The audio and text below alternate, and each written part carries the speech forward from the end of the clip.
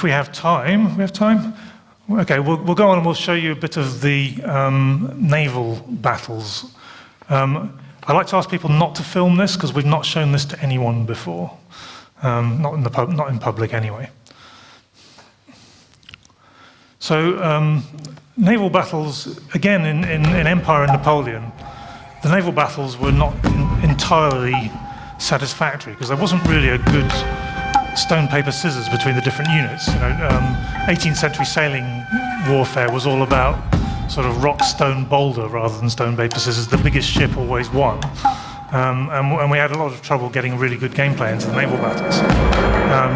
But with this game, Japanese history has come to our rescue. They had a completely different way of doing naval warfare. Their boats basically weren't very safe, and they were frightened of drowning. So their idea of a naval battle was to fight a land battle, but on the sea. So they'd carefully maneuver boats alongside each other, tie them off securely, and then have a fight.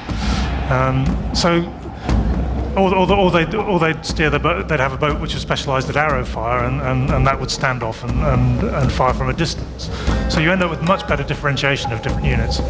Okay, so in this scene, you can see one of the castles in the background. That's what a Japanese castle looks like. You can see it's very different from a European one. And these are Japanese boats. That one in the foreground is a cannon boat, a very late one.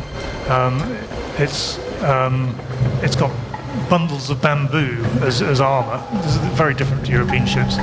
And these big tall things, they're basically melee-oriented ships. The idea of them is they're just stashed full of men. They row up alongside another ship, tie off, and then men pour across from one to the other. They're like little floating castles. And no, we don't have any of the arrow-based boats here, do we? We've just got those two types.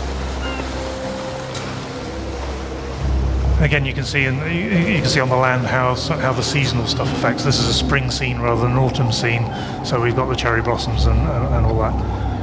One of the things we've got in this scene is we've got men on the land and boats in the water at the same time. That's a little bit misleading. That's not the way the game will finally play. You won't be doing naval assaults from boats onto the land. You'll either be fighting a land battle or a naval battle. That's something that we're going to save for later, when we can figure out how to do it. Okay, that's a quick glimpse. That's all I was going to show you on the naval side. So that's it for the demo, really. If anyone's got any